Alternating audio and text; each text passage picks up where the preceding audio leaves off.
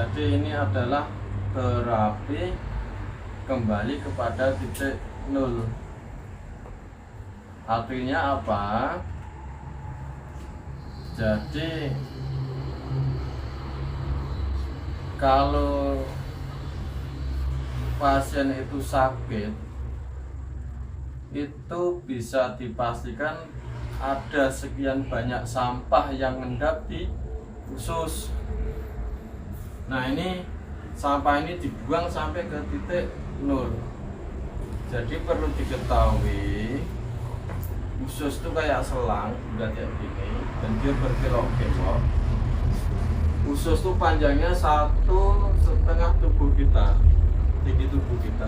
Kalau tinggi tubuh kita itu 1,5 meter, berarti dia 1,5 meter ditambah 75 cm, 2 meter seperempat dilipat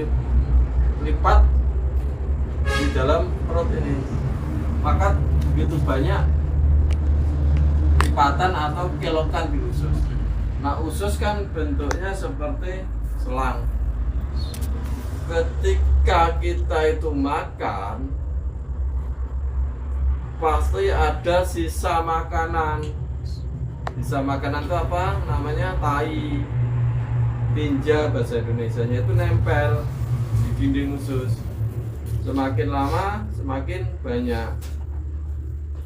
Kalau seluruh dinding usus ini sudah terlapisi tai, maka kita minum teh. Nutrisi dari teh ini mau diserap darah harus melewati tai, sehingga nutrisi itu akan terkontaminasi. Kontaminan ini harus dimusnahkan oleh liver dan ginjal.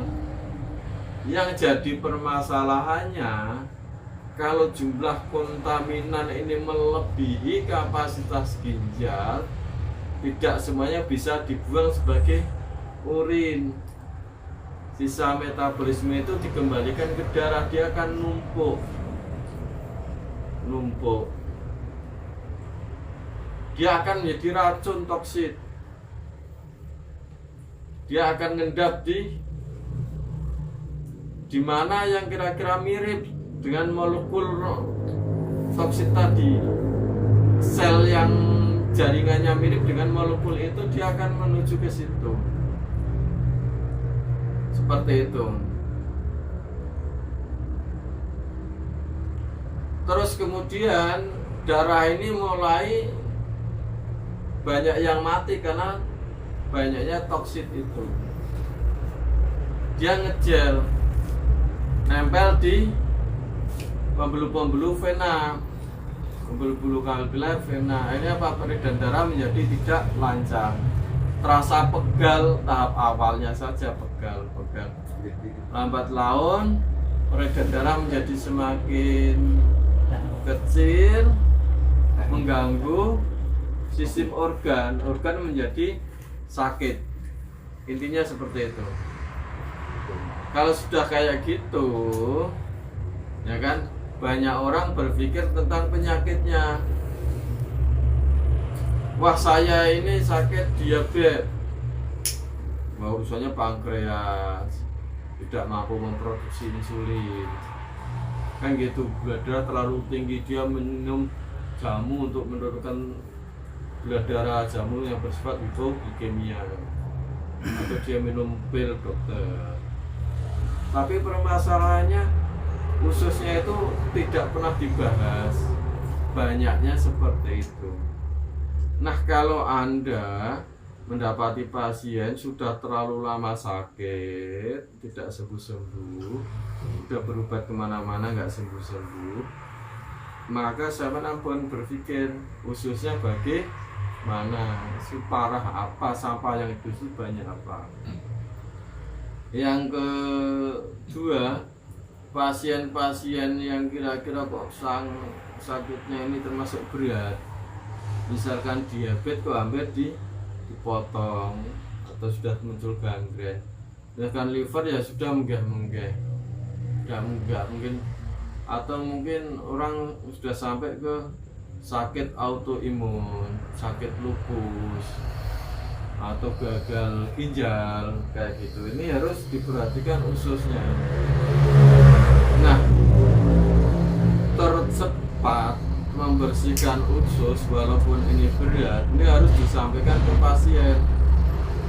Tapi pasien itu pilihannya pengen cepat sembuh, ya kan, dengan merasa menahan sakit sebentar, atau ya kan kemungkinan sembuhnya lebih susah kan gitu.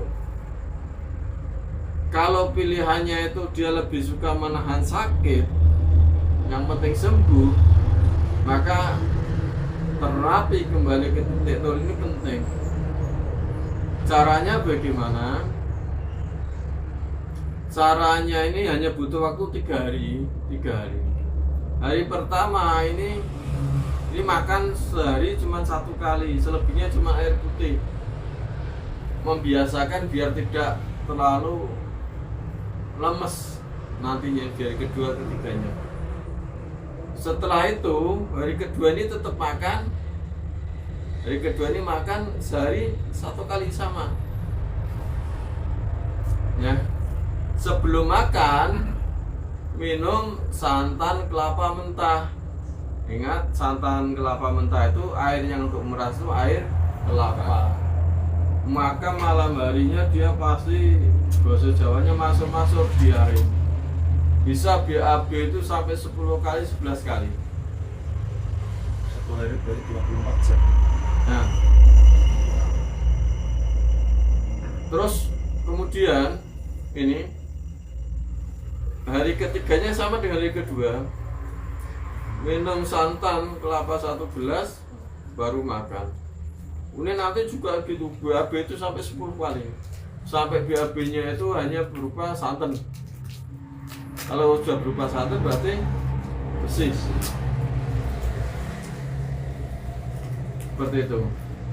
Nah, setelah hari ketiga ini baru pagi harinya boleh makan. Tapi diingat sesuai dengan sakitnya apa. Kalau orang itu sakit asam urat, berarti pantangan asam urat harus tetap dijalankan.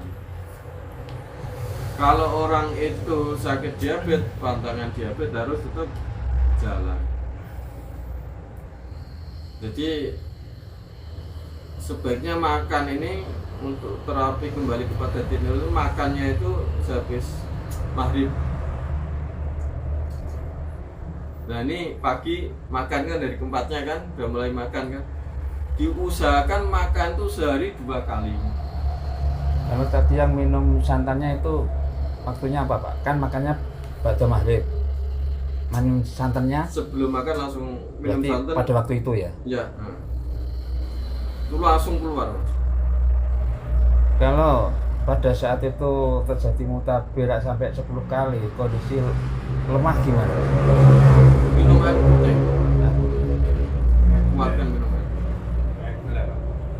Enggak, air putih. Air putih aja. Harus air putih. Seperti itu.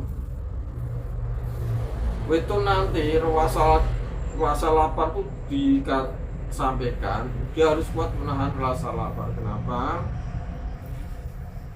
Karena rasa lapar itu akan sistem tubuh itu akan mengeluarkan protein yang namanya autophaganisme. Jadi protein itu akan secara otomatis memakan sel-sel yang mati, sel-sel sampah dalam tubuh ini akan dimakan oleh protein itu sendiri. Jadi kalau misalkan hati, liver itu mengeluarkan protein autophaganisme itu otomatis sel liver itu akan bersih. Kenapa? Karena yang akan menjadi sampah ini dimakan oleh protein itu, dibersihkan. Tanpa adanya rasa lapar, tidak keluar protein itu. Jadi selain sampah yang ada di usus ini dibersihkan sampai ke titik nol, sampah-sampah sel ini juga akan kembali ke titik nol.